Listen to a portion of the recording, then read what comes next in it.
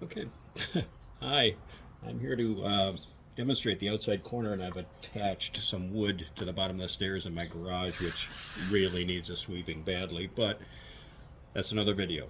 Um, and to simulate the actual corners in a construction site, I stopped a full inch and a half from the floor because we know those low bid drywallers don't like to go to the floor, and they definitely stop their corner bead an inch or more from the floor.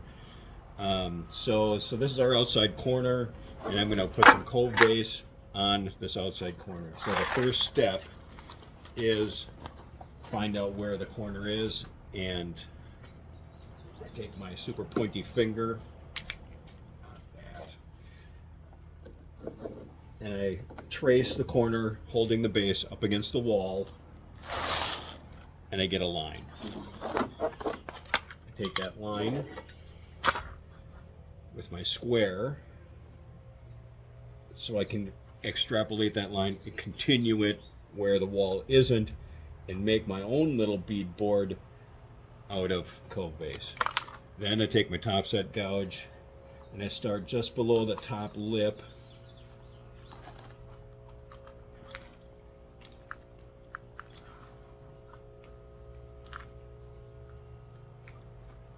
and I just cut this off. Boy, this thing is old. I can't wait to get one of those new crane gouges. Oh yeah, I was going to extrapolate that line, so we're just going to continue that line. There we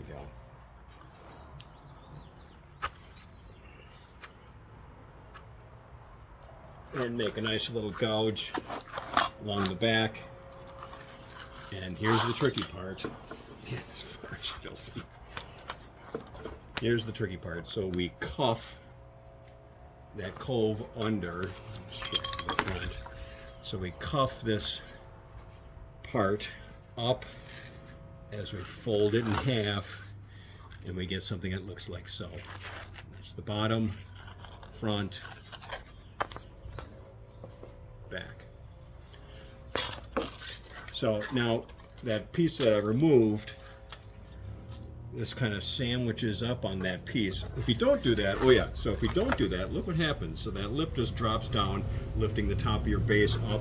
I've actually lost contracts because of this. So I do this, and then I install a piece and flip this down after the fact, and it makes a nice uniform coverage of the lip. Anyway, by not lifting up on the corner like the old installer did, the painter had painted to the old base. I took the base off, put the new floor in. The new floor did not cover the amount that the corner bead or the corner drop raised the base, and I ended up making a little line on the wall at the corners where my base didn't come up as high because I cuffed the corner and made it look all nice and professional, which screwed up the paint job, which they had to pay the paint extra. And those commercial people don't like to have extra change orders or extra fees, and having a painter come back to fix every single outside corner because the carpet installer put the base in the proper way. Well, that carpet installer doesn't get asked back to the job because it's costing us money. So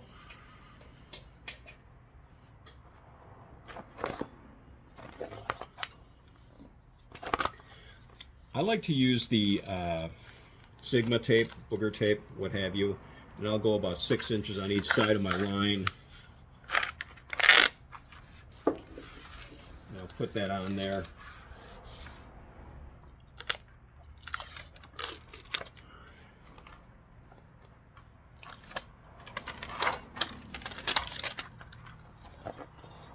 Get my cuff back.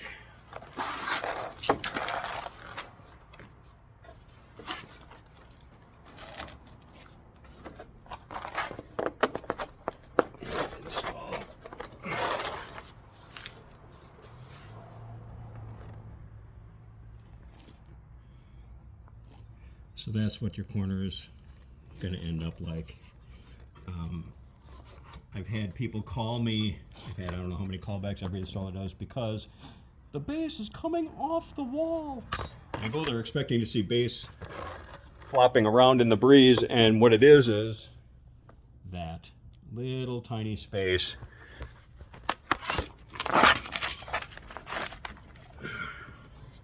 So by putting a little tension on there, we can get rid of that little space. Plus, this is pressure sensitive, so if I just mush on it enough, that'll go in. I can also warm up the tape, reactivate the adhesive, get it to stick. Perhaps I'll put an additional supplemental video with other techniques for this outside corner, because there's about as many ways to do an outside corner as there are outside corners on a big commercial job. So look forward to more videos upcoming.